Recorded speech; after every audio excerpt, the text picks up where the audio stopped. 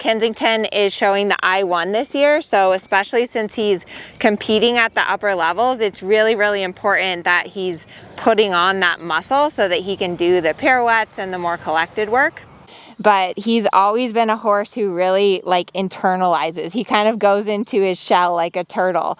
And so it's always been tricky to balance like training him, building up his confidence, but also making sure that I'm not overfacing him and that I'm really giving him the confidence he needs. Hello, today's video is proudly sponsored by Purina. And in today's video, I'm going to give you 5 tips to help you out with a sensitive horse. So let me know in the comments if you have a horse who's a little bit hot or sensitive or anxious.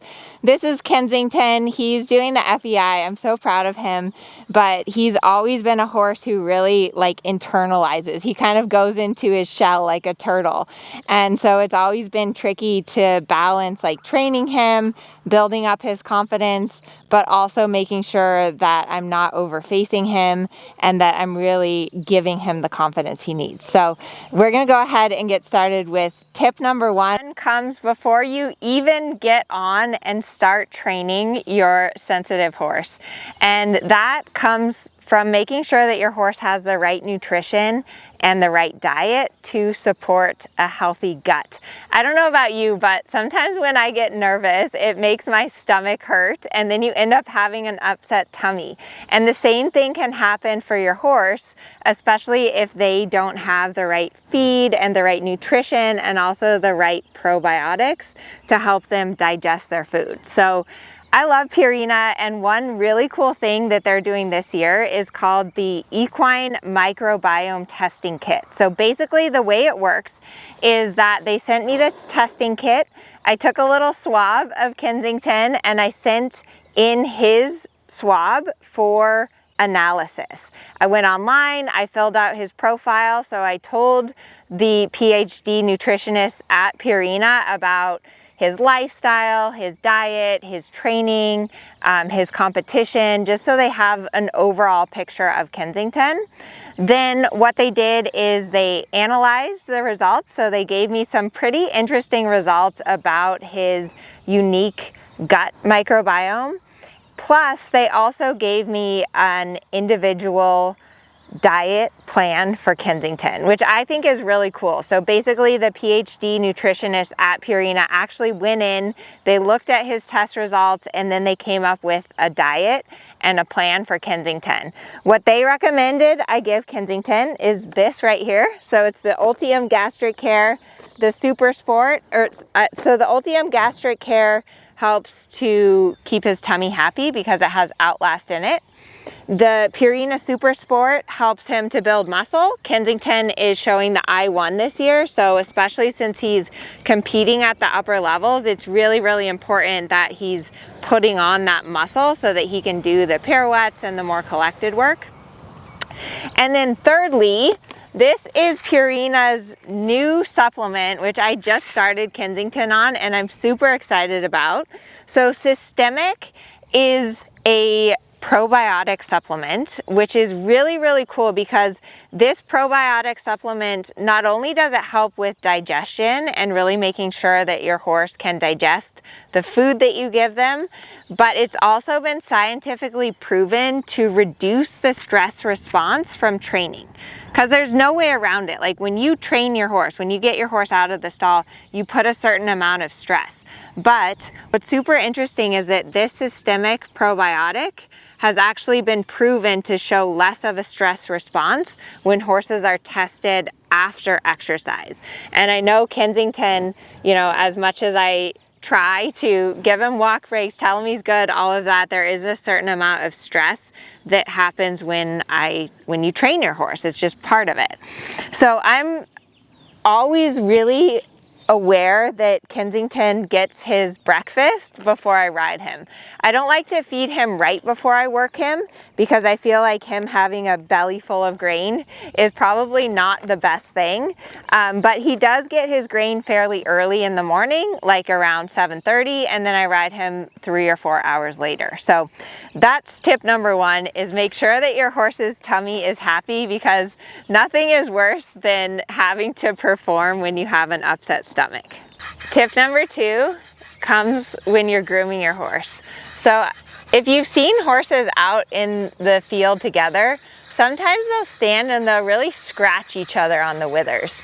And Kensington loves this. Sometimes, like you can see here, see how his lip starts to go? And he just really, really loves this. So studies have actually shown that if you scratch your horse on the withers like this, I think it's like 10 minutes you have to do, but it actually is proven to slow down their heart rate. And so one thing that I do a lot with Kensington, especially at horse shows, when I know he's a little nervous, is I just give myself extra time to groom him and love on him. Like, you can tell how he just really, really loves this, and you can see how he's like twisting his head. I do like to sometimes take him out of the cross ties so that he's free to express himself, and just, you know, making these little small circles. There's different types of curry combs that you can use. So this is a metal one. I don't want to stop because he loves it so much, but Kensington likes this metal curry comb. Some horses, the metal curry comb is a little too hard, so you might want to use a rubber curry comb like this one instead if the metal is too hard for your horse. But just really spending this time scratching on your horse, loving on your horse, because again, this is how horses interact with and communicate with each other in a herd. They're herd animals. And so to give each other comfort and just a little bit extra love and enjoyment, we see them scratching their withers like this. And it's cool to be able to just give your horse some comfort and make your horse feel a little bit better. And it really does help with these sensitive horses. Like when they feel that you love them and that you care about them and that you take the time to give them an extra little bit of love, it does help. And some horses like it down, you know, here underneath the chest, like that. You just have to figure out where your horse likes to be scratched, but do spend some extra time currying and grooming your horse before you get on. Tip number 3 with a sensitive horse is do some groundwork and get your horse to put their head down. So horses, when they're alert or scared, the first thing they do is they stick their head straight up in the air so that they can look around and see everything. When your horse is relaxed, when they're eating, when they're sleeping, they put their head down. So this is a physical change that you can make in your horse, which helps them to relax. What you want to do is you're going to put one hand on your horse's poll and the other hand on the front of your halter. You can do it with the bridle as well.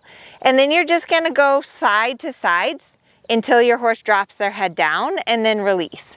So again, it's side to side, a little left, until your horse drops their head down, and then release. And then you can see him lick and chew there, which is great. That's a sign that he's relaxing. You're a good boy. So pull, good boy. Obviously, I work a lot on this with Kensington, right? Because I told you, he's a horse that internalizes, he gets like tense and nervous, but I know if I can get him to put his head down like this, then that will help him to relax. Then the other thing that you can do on the ground is practice walk, halt, walk transition. So walk, halt, put your head down, good boy, walk, halt, put your head down. Because the more that your horse knows that you're the leader and you're in charge, that's going to help them to relax. If they're, you know, looking off into the distance, not paying any attention to you, they're going to get more and more wound up. But if they know that you're in charge, that's going to help them to relax and feel more confident. Good boy. So make sure that your horse will put their head down. That's super, super important. If you can't get your horse to put their head down here, there's no way that you're going to be able to get your horse to put their head down when you're riding them. Tip number 4 with a sensitive horse is to get your mind right. And this is super, super important, because if you're all like tense and in a hurry and distracted, your horse is going to pick up on that. So one thing that I do, you can do it in your car, like before you even get out of your car at the barn. You can do it in the horse's stall before you catch your horse. You can do it at the mounting block before you get on. Is I just sit here for a few minutes and focus on my breathing. So really breathing in and then exhaling, slowing your breathing down. And then I think about releasing tension and setting intention. So as I'm breathing, I think about releasing the tension from my earlier day, anything that maybe has happened earlier in the day that has gotten you a little bit wound up or worried or anxious. Release all of that. And then set the intention for your ride. And this is really important. My intention for most of my rides is to enjoy my horses, to have fun, to be proud of how far we've come. And I really find that it makes such a huge difference when you take just a little time like this before you get on to really relax your body and relax your mind, and it sets you up to have such a better ride. Tip number 5 involves walking your horse. So if I have a horse who's a little bit tense or nervous, I spend a lot of time at the walk, not only at the beginning of my ride, but also in between doing more strenuous or difficult exercises. So at the beginning of my ride, I usually spend some time walking on a long or a loose rein. However, you don't want to let your horse just put their head up and get super distracted. You want to keep checking in with them and asking them to lower that neck like you did on the ground, right? If you can get them to lower their neck in the walk, then that's going to really help them to relax.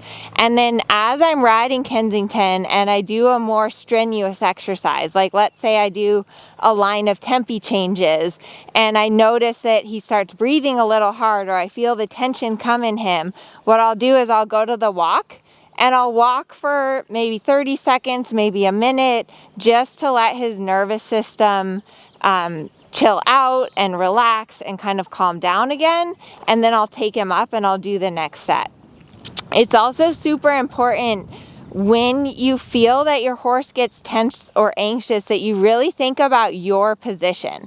So when your horse gets tense or anxious, we all want to do this, right? We all want to curl up into fetal position and lean forward and our butt comes out of the saddle.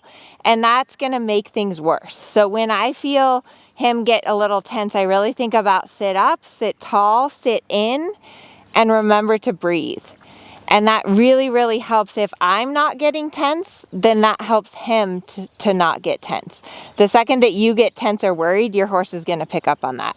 So those are 5 really good tips to help you with a sensitive horse. Once again, big thank you to Purina for sponsoring today's video. Kensington loves his Purina feed, and honestly, I'm so proud to be representing Purina because they do so much scientific studies and testing about their grain that it allows me to really feel confident about feeding their products.